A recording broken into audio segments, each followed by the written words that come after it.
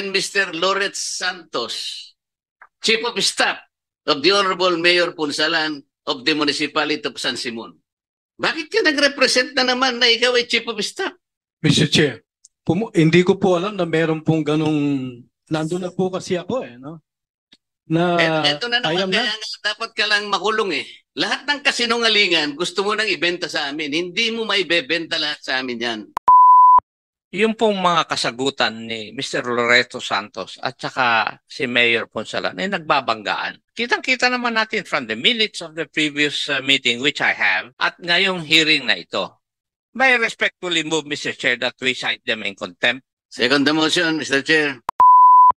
May also move that they be confined doon po sa jail po doon sa Bikutan for 30 days. So move, Mr. Chair. Second the motion. Ikaw mayor Ikaw ang mayor ikaw ang walang reclassification. Paano ngayon ang isasagot mo sa taong bayan ng ng San Simon?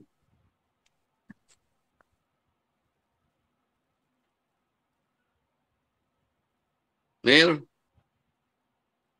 Actually po, nung itayo ko yun, hindi pa hindi, po... ano nga isasagot mo sa mga kababayan mo? Pwede po nga magpaliwanag, Your Honor. Nung itayo ko po kasi yun, hindi pa ako mayor 2015 ko po inumpisahan yun. Then, nung pong nakikitang tinayo, pinay-stop po ako. Kaya naka-stop po ngayon. Panahon pa po nung previous administration, nung may tayo ko po yung mga building tsaka bakod. Hindi ka pa nga mayor, pero nagawa mo na. Kaya nga po in-stop ko dahil binawalan po ako. In-stop mo lang, ba't di mo inalis? Ba't di mo tinanggal ang mga bakod at saka yung mga pasilidad nilagay mo? Sapagkat agricultural area yun Sayang naman po yung mga naitayo. Nasasayangan ka, pero yung paglabag sa batas, hindi mo nakikita? Kaya nga po ako tumigil dahil pinay-stop po ako. Hindi sapat yung i-stop Kailangan tanggalin para ipakita mo na sumusunod tayo sa batas. Ito kasi yung nakalagay sa stationery mo Mr. Mayor. Ito ay stationery ng Municipality of San Simon. Dito sa bandang ibaba, merong nakalagay, serbisyong tutu para king balen. Sa Tagalog, serbisyong totoo para sa bayan. Tama ba ito, Mayor? Tama po. Palitan natin. Kung akong masusunod, Mr. Chair, serbisyong etutu para king balen. Translated into Tagalog, serbisyong hindi totoo para sa bayan. Babalikan kita mamaya, Mayor. I will go to... Congressman Dante, before we proceed, let not acknowledge the presence of Rep. Olga Araco, representing 2nd District of Masbate in the Zoom. Please proceed.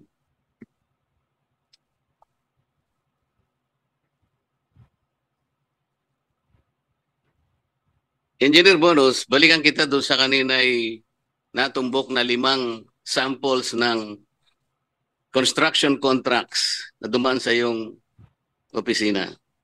Yung 5 na yon, sample pa lang yon. Marami pa akong makukuha. Iisa lamang ang nagnotaryo doon sa 5 kontrata na yon, kasama yung kontrata ng Viking. Tama?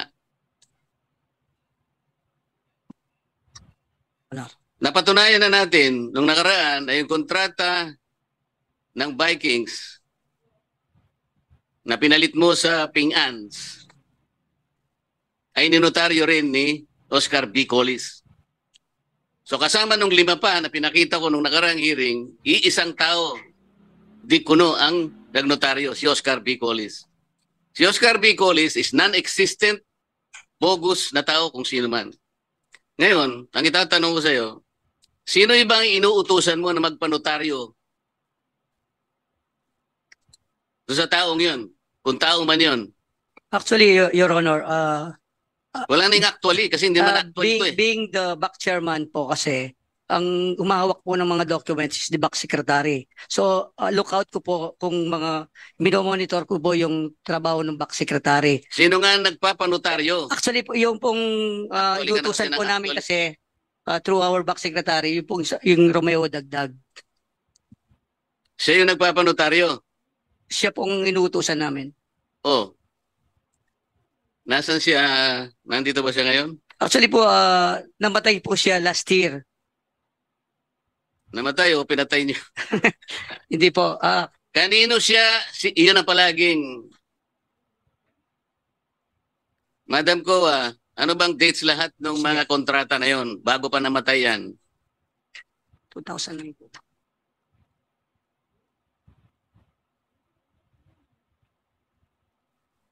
Yung isa po na Kailan namatay? Ay, hindi ko po alam po. 2023 po.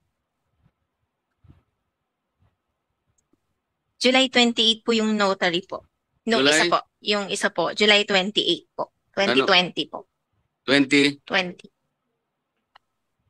So namatay siya 2023. Yes, Your Honor. Ngayon, palagay mo na namatay. Magkano ba yung average na cost ng pagnonotaryo do sa mga kontrata na pinadaan mo sa sa opisina mo? Actually po, hindi ko po alam yung mga binabayaran nila kasi ang ginagawa po kasi namin, pag nagpapanotaryo sila, ina-attach po namin yung ID ni Mayor na with specimen signature dun sa Xerox. Likewise, yung ID ko po, may pirma ng 3.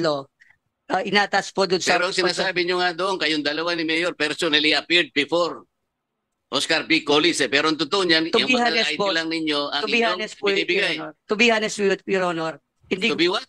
to be honest po, yung pong naging practice ko na hindi naman po ako pumupunta sa mga lawyer dahil of my busy yung trabaho ko. Kaya nga, talagang tinitingnan nga natin. Halimbawa na namatay na ito, pero siguradong merong cost yung pagpapanotaryo. Hindi naman libre yun, di ba?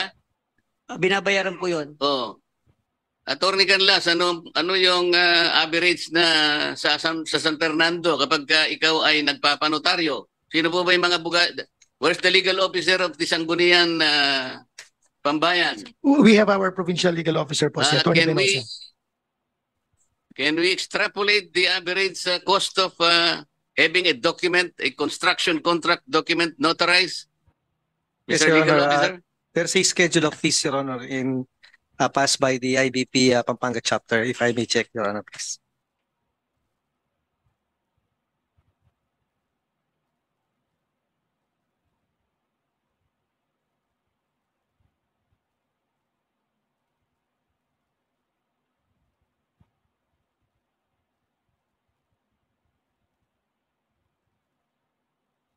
Preparation and notarization of simple affidavit, jurat, 500 pesos.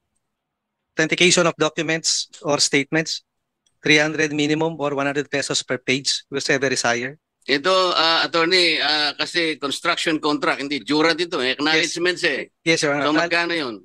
Acknowledgement, Your Honor, is 1.5. 1.5. Yes, Your Honor. So, attorney, engineer bonus. Sa 5 halimbawa na yon na kontrata na ninotarize ni Oscar B. Collis at ninotarize niya rin yung sa Vikings, Oscar Collis din yon. So 6 na notarized construction contracts, construction agreement times 1,500 pesos, magkano yun? 7.5 po. So, Ay, 9,000, sorry. So, dapat ni-reimburse ninyo. Kasi kumuha kayo ng pambayad sa munisipyo, tama? Sapagkat ito ay gastos ng munisipyo. Ang naging practice po namin, ang nagbabayad po ng notaryo, yung contracting party. Hindi po ang munisipyo. Yung, let's say, for example, yung contractor, siya pong nagbabayad ng notaryo. Hindi magandang practice siguro yun. Kasi kayong gumawa nun eh. Di ba? Totoo ba yun na nandito si Mr. Fernando Yap? Nung pinanotaryo yung inyong kontrata between Ping-an, tama? Panahon pa ni dating Mayor Loretta Wong. Sino po ba nagbayad ng notaryo? pagpirma ko ng kontrata, Your Honor, Notaryado pinalit po na. sa kanila yung So hindi ikaw ang nagbayad. hindi po. Nakita mo na ang practice ninyo, engineer. Hindi, kayo ang dapat eh. Pero paano niya babayaran? Eh, hindi naman totoo si Oscar B. Colis. Hindi ba? Hindi totoong tao yun. Kaya nga hinahanap natin kung sino yun sapagkat either ikaw yun o si Secretary George Carino. Kayong dalawa lang eh. Doon lang umiikot yung nagnunotaryo.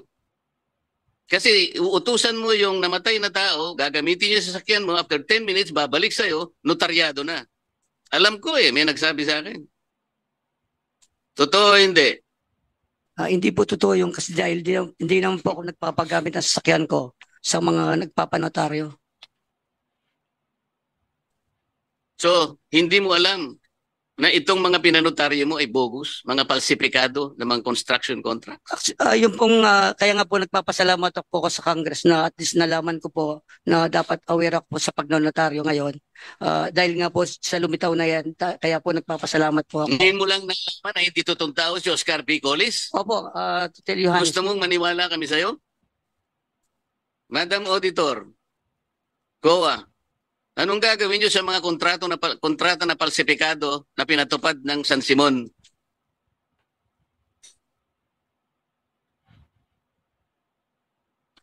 Based po sa ating existing COA rules and regulation po, for the prevention of irregular, unnecessary, and excessive, it falls under irregular and then it will be subject for a notice of disallowance po.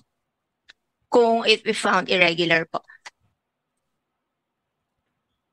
And actually po, if I may add po, based po sa ating manual po on financial audit, the audit opinion is only based on the financial statement and sinasabi po namin sa mga engagement po namin before we proceed with the audit that notwithstanding if there's fraud, so based sa regular audit po muna, what will transpire, pero kung may makikita rin po kaming fraud within the we will communicate it accordingly to the management.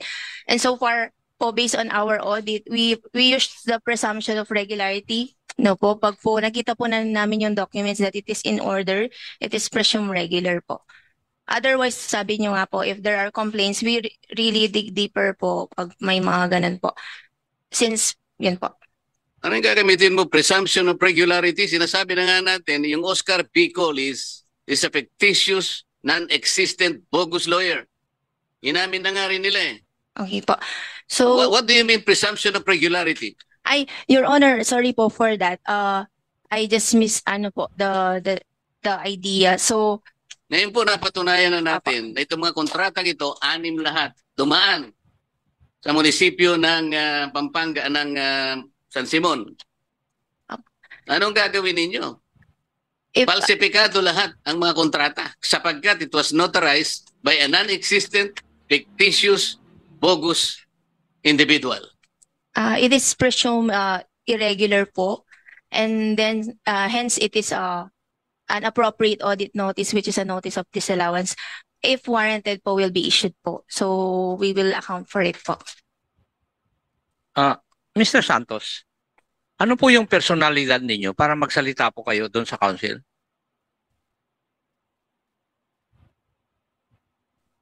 Nagsalita po ako sa council that time dahil po may ipipresent po ako na mga documents, papeles regarding past transactions po. Transactions tungkol saan? Sa munisipyo. Ano nga po yung transactions na yun? Ito yung, I think I presented during that time. Makikita naman po doon sa minutes, I suppose so.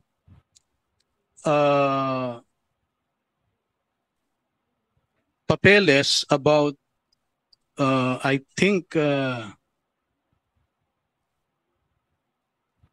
yung property po ni late Mayor Wong na nabili sa Metrobank and then ibinenta sa isang entity at ito yung sinasabi ko na may nakuha akong dokumento sa Register of Deeds, a deed of sale Ang pagkakaalam mo kasi namin, yung sale, yung property which was foreclosed by Metrobank was purchased by the late Mayor Wong. And then bigla po akong may nakitang dokumento sa Register of Deeds. Ang deed of absolute sale is between Metrobank and I think Global. And there is Bakit kinailangan na i-divulge po ninyo ito sa sanggunian? marami po kasing pagkakataon in the past sa sanggunian po kasi Hindi nyo po ako sinasagot. Bakit kinakailangan na magsalita kayo tungkol dito sa sanggunian? What was the compelling reason why you had to speak before the sanggunian? because si late Mayor Wong was the presiding officer at that time, the vice mayor. And so, what was the issue you want to raise? Yung po kasing office niya, yung session niya that time, for the past sessions, nababanggit po kasi yung pangalan ko, no? Sa kanilang session. Hindi ko po maintindihan. Hindi yung pangalan mo nababanggit dito. I have the minutes, ha? Ang binabanggit ay si Mayor sapagkat merong corruption. Kaya ikaw ay pumunta roon para ipagtanggol si Mayor. Yan ang nakalagay sa minutes. Huwag mo isisingit ang sarili mo.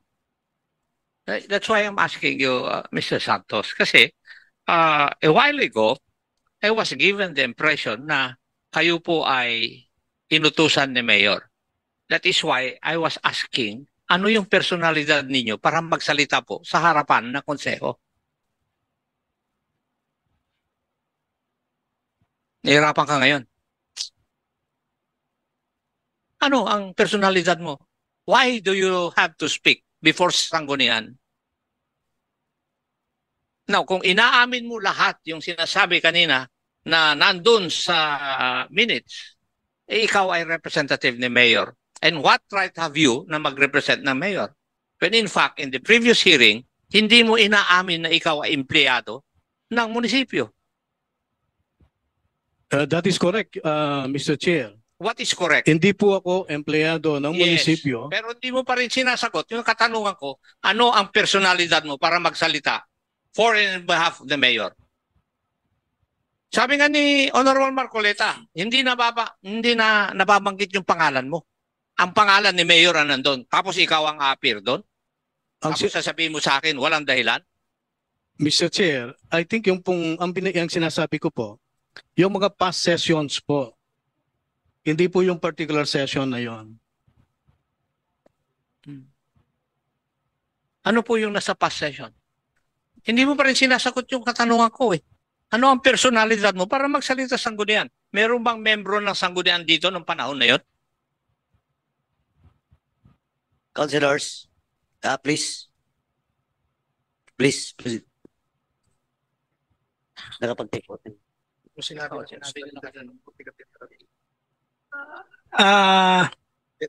Ako po si Beda Pineda, former councilor of Sasiman po. Kayo po ba ay konsehal nung nagsalita si Mr. Loreto Santos sa inyong konseho? Opo. Bakit Yes, bakit po siya nakapagsalita doon?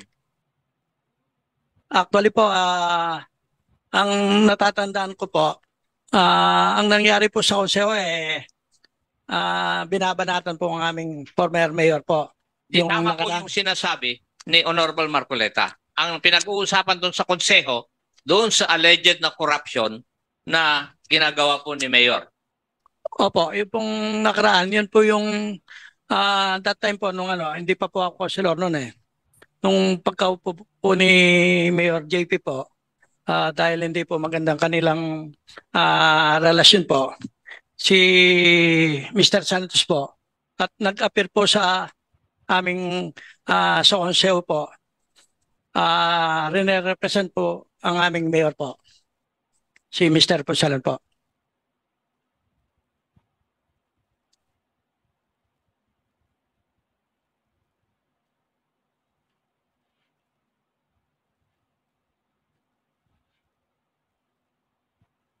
Good morning, my friends, the honorable body, honorable councilors, and of course, our honorable vice mayor, the presiding officer of this august body. Anyway, the mayor has all the rights and authority to send somebody, civilian, private citizens of the municipality of San Simon, whom he trusts. So he can send anybody to present him to speak, to shed light, and to clear the air and to address issues based on the recent or previous session of this august body. So I don't see any reason why I cannot speak in behalf of the mayor, since he already authorized and communicated to me to represent him to speak before this body to clear the air, to clear the accusation or the statements made in the previous session. Now it is up to the council to decide whether I should continue or will let me speak on behalf of the mayor as a citizen of this municipality and as a representative or authorized by the municipal mayor of San Simon. Thank you. Do you confirm this, Councilor, na ito ang sinabi niya? Opo. Yes, Opo. Honor. Now, Mr. Mayor, sinabi po niyo kanina na you did not authorize Mr. Loreto Santos to speak. Pero si Mr. Loreto Santos, sinasabi niya doon sa harapan ng konseho na inauthorize niyo po siya. Sino ngayon na nagsisinungaling sa inyong dalawa? Hindi ko po siya inauthorize. Either one of you are lying. Di po ba tama, Mr. Santos? Yes, Mr. Chair. Do we have a quorum, Mr. Chair? Kasi kung may quorum kami, isasagot ko kayong dalawa in contempt.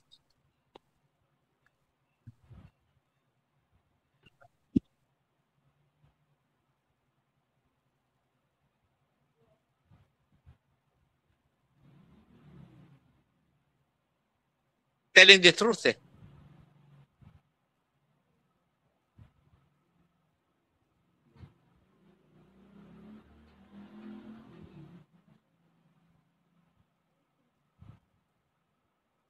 Wala. With the query of Chairman Akop, we have a quorum. We have a quorum? Yeah, we have at least 5 members in the Zoom, and we only need at least 7 members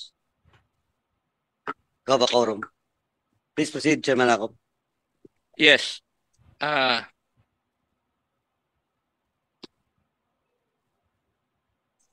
Mr. Chair, magmula pa noong last hearing, yung pong mga kasagutan ni Mr. Loreto Santos at saka si Mayor Ponsalan ay nagbabanggaan. Di po ba? Kitang-kita naman natin from the minutes of the previous meeting which I have at ngayong hearing na ito.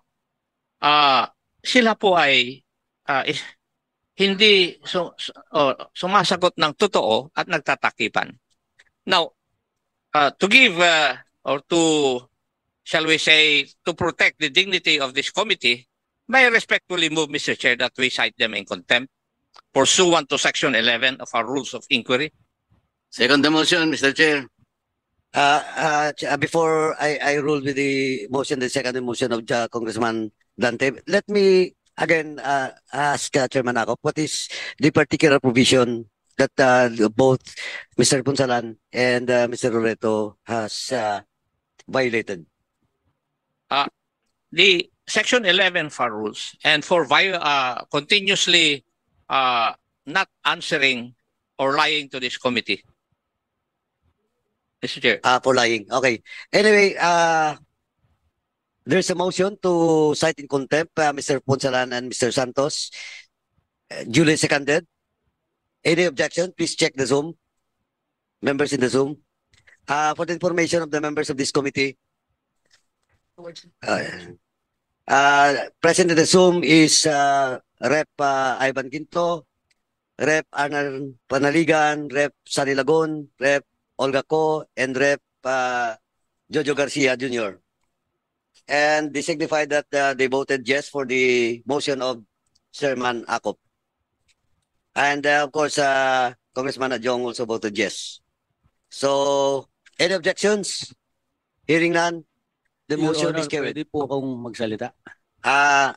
After the second motion na lang po, I will let you to speak. Yes. Okay. Mr. Chair, Yes, Chairman Akop.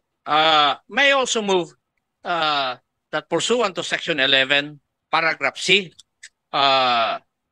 refusal to answer any relevant inquiry, may I also move that they be confined doon po sa Kwan, doon po sa jail po doon sa Bikutan for 30 days.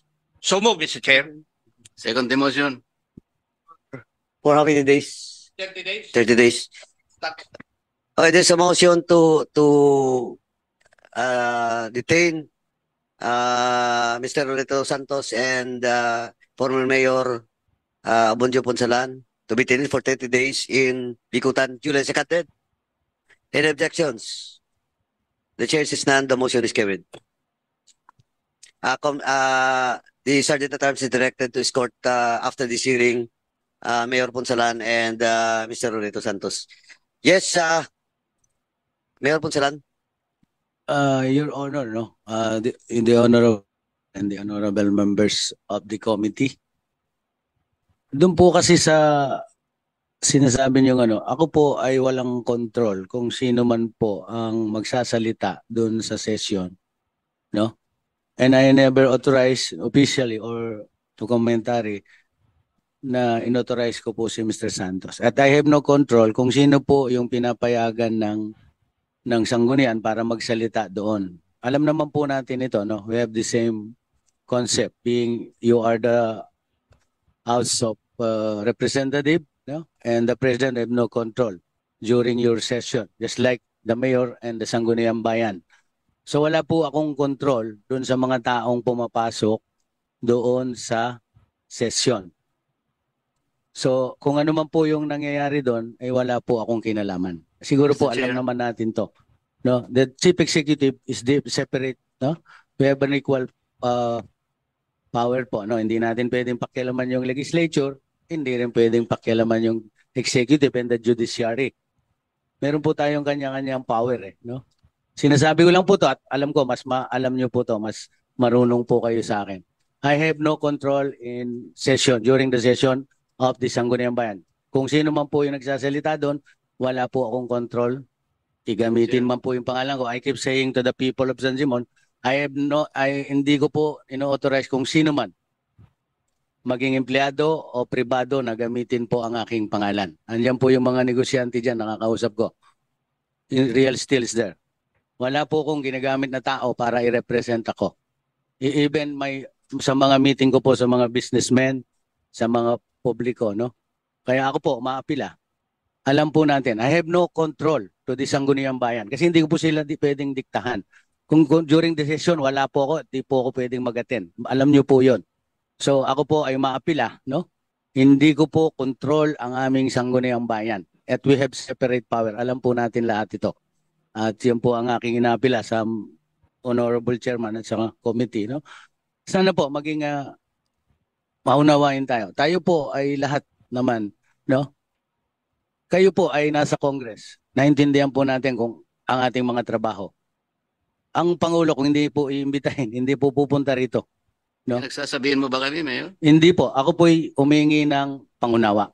Hindi ko po control ang aming sanggunian. Yun lang po. Maraming salamat po. The manifestation of Mayor Ponsalan is duly noted, and I'd just like to remind the Mayor Ponsalan and Mr. Loreto Santos that you have all the right to file a motion for reconsideration for this committee with regards to the decision for both of you to be cited in contempt. You have all the rights. Yes, Mr. Chairman. Please in written form. In written form. Mr. Chair, Yes, Congress Chairman Akop. I do not see any reason why a citizen of the municipality of San Simon will request or will undergo the trouble of requesting the Sangguniang Bayan of that municipality for him to defend the mayor. Isipin po natin, ano po kaya ang dahilan ni Mr. Santos para humarap doon po sa Sanggunian para i-depensa si mayor? Di po ba? Maliban lang kung magkumpare, magkaibigan o nautusan siya para magsalita doon sa harapan ng konseho. Kahit sino po sa inyo, magsasalita po ba kayo idepensa yung mayor ninyo na walang utos? Kung hindi kayo magkamag-anak, kung hindi kayo magkumpare, magkaibigan? Anong dahilan ni Mr. Santos para magsalita doon sa harapan ng konseho? Mr. Mayor, could you please answer that? Kasi po, si Mr. Santos ay Maiintindihan ko sana, Mayor, kung siya'y haharap para sirain ka o maging witness laban sa iyo. Pero yun, dinidepensa ka eh. Alam mo, Mr. Mayor, matagal po ako investigador at naiintindihan ko po yung sitwasyon. I cannot find any motive or any logical reason for Mr. Santos to appear before the Sangguniang Bayan para idepensa po kayo. Maliban lang kung kayo magkamag-anak na hindi magkaaway. Maliban lang kung kayo magkumpare ang dikit. Or maliban lang kung inutusan po nyo siya.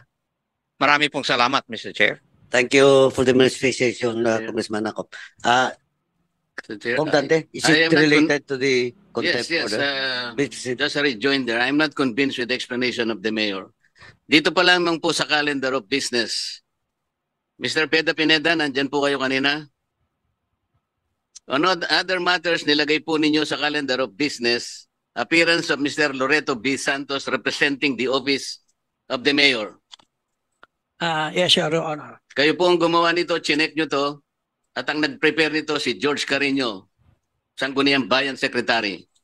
Actually po, ang pagkakalam ko Wala po pa dyan, akong tanong eh. Hindi pa nyo tinanong? Kasi bago nyo nilagay ito, ang pagkakalam ko po, other matters na lang po yan eh. Kaya other matters nga eh. Yes, yes, Mag-a-appear sa inyong regular meeting si Loreto Santos. yes, sir. Ito yung agenda ninyo. Yes, Your So kung Honor. hindi totoo na siya ay inutusan ni Mayor, hindi nyo ilalagay itong number 8, which is other matters.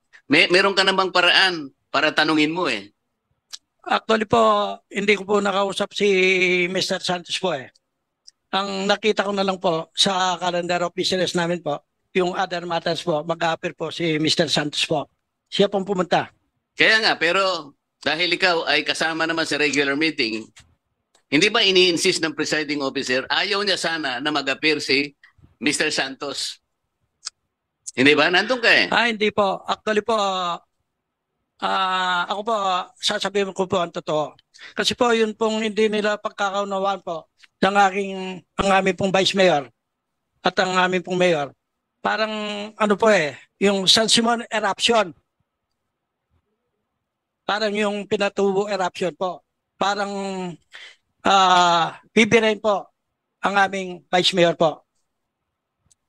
Parang may bubulkan po, gano'n, sa Sangguniang. Yun pong sinasabi ni Mr. Santos at hindi lang po niya natuloy. Yun po yung gusto niyang sabihin. Yung sa pagkakabili po ng lupa. Pero ang nangyari po, hindi po natuloy yun eh. At sinabi po ng aming Vice Mayor na hindi proper venue na pag-usapan nila yon. Yun nga yung aking gusto sabihin. Ang sinasabi ng Vice Mayor, hindi dapat dito pag-usapan, hindi ito yung proper venue. Ngunit nagpilit si Mr. Santos na magsalita at sinasabi niya, karapatan naman ni Mayor na mag-represent na kung sino yung gusto niya na magsalita para sa kanya to clear the air. Ang sabi pa nga niya, Taal, hindi Pinatubo. Nandito nga eh. Opo. Ganun ba siya kalakas ang loob na manghimasok sa gawain ng Sangguniang Bayan kung hindi siya pinaspasan ni Mayor? Konsyal? Hindi ko po alam yon. Pero po yung practice namin po sa Sangguniang, yung other matters po, pag may bisita po or gusto pong magano sa Joseo, binibigyan namin pong pagkakataon na makapagsalita po.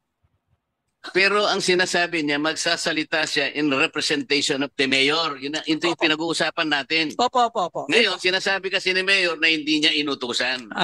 Yun po, hindi ko na. Naniniwala ka ba na hindi siya inutusan ni Mayor sa kabila ng lakas ng loob niya na mag-appear sa inyong sangguniang bayan regular meeting?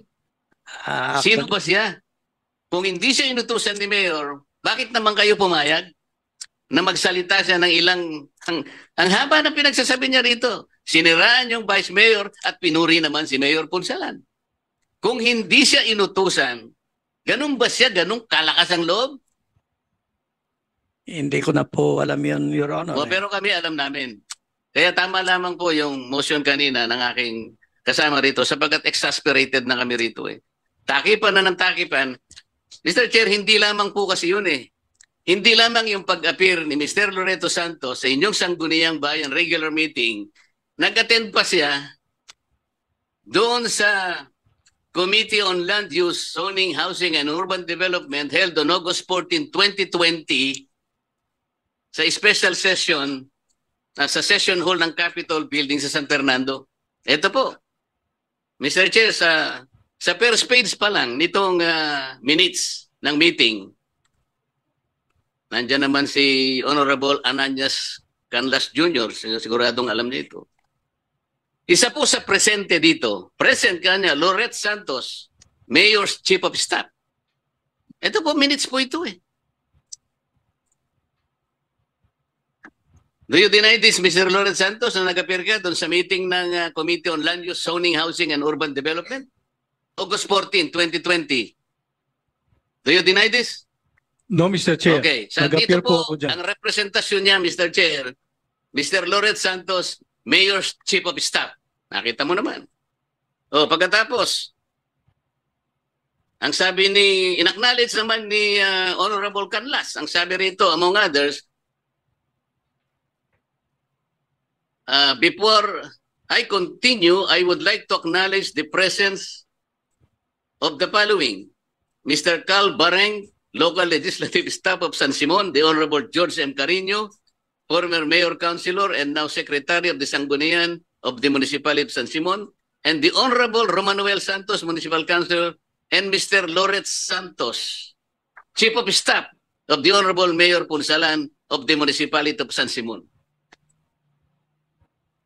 Bakit ka nag-represent na naman na ikaw ay Chief of Staff? Mr. Chair, hindi ko po alam na meron pong ganong, nandun na po kasi ako eh, no? Na, Ito na naman, kaya dapat ka lang makulong eh. Lahat ng kasinungalingan, gusto mo nang ibenta sa amin. Hindi mo maibebenta lahat sa amin yan. Okay? Hindi kami tanga rito. At huwag mo kaming gagawing loko-loko rito. Nakakapikon na talaga eh. Ito, tingnan mo, Mr. Chair.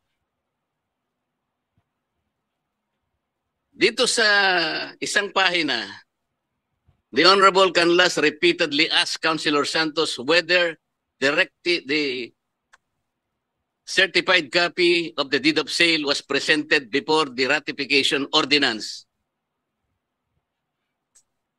Walang definite answer.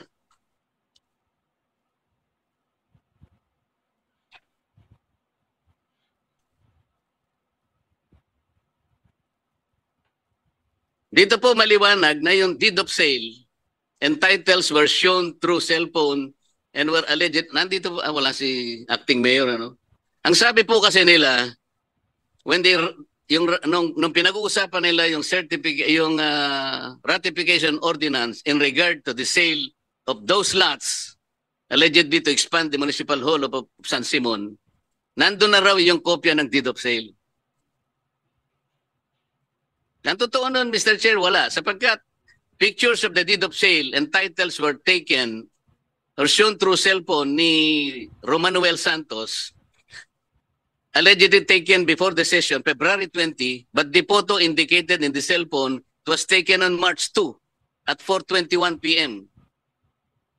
Nakita po, nasa minutes po eh. Ito sa minutes. Pictures of deed of sale and titles were shown through cellphone. It was taken before the session, February 20, as stated. May picture March 2 at 4:21 p.m. Sa mga tweet, kung February 20 ang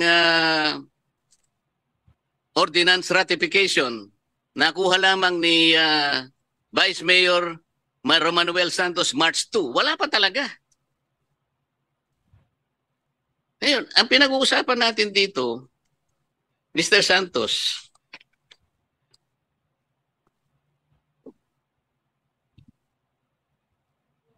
sabi mo rito,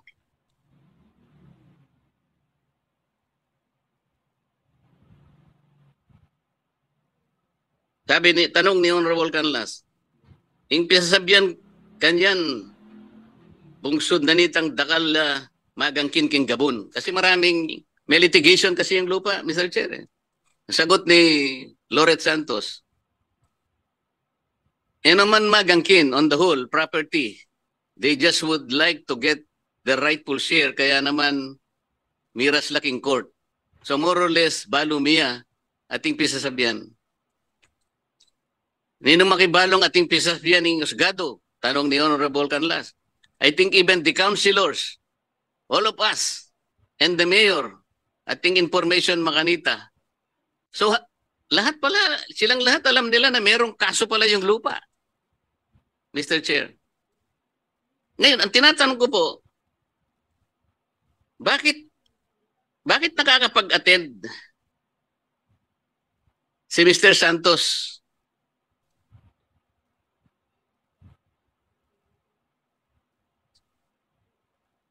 Ang sabi pa po ni Mayor Ponsalan,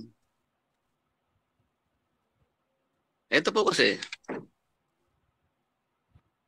Mr. Chair, I'm showing the letter of Mayor Ponsalan dated August 24, 2020, addressed to the Honorable Ananias L. Canlas Jr. Ang sabi po niya, included in the invitation was a request by the attendance of the municipal treasurer, municipal accountant, municipal assessor, and municipal planning officer. The above-named municipal appointed officials were represented by Loreto Santos. Isipin mo naman, Mr. Chair. In this particular hearing, the committee hearing of the Panlalawigan, Committee on Housing, Zoning, and blah, blah, blah, Mr. Santos, according to this letter of Mayor Ponsalan, is to represent the municipal treasurer, municipal accountant, municipal assessor, and municipal planning officer. I-deny mo ba ito, Mayor? Ayan. Ayan ang pirma mo. Ganun po kalaki ang ginagalawan na role ni Mr. Loreto Santos. Hindi naman natin alam kung sino ba siya talaga. At bakit ganito na lamang ang ibinigay na kapangyarihan ni Mayor sa kanya. He can attend Sangguniang Bayan meetings. He can attend Sangguniang Panlalawigan meetings. O kasi naman, umani naman ito ng iba't ibang reaksyon mula sa ating mga netizens. Ayon kay Andy Quimora, dapat po ganyan din ang gawin kay Mayor Alice Go na makontempt dahil sa sari-sari niyang pagsisinungaling sa hearing sa Senado. Pahayag naman ni Ida Belison, I salute the congressmen who are conducting public hearings for public officials na gumagawa ng corruption. Sana po ay magpatuloy ang ganitong pamamalakad sa Congress. At ito naman ang saloobin mula sa ating kababayan na si Dominador Monaco, partner in crime si Mayor Ponsalan and Santos, now they are partner in Bicutan Jail. I feel sorry for the accountant and treasurer na na-pressure lang sa mayor to sign the transaction. Mga kababayan, feel free to comment below para maglabas ng saloobin sa balitang ito.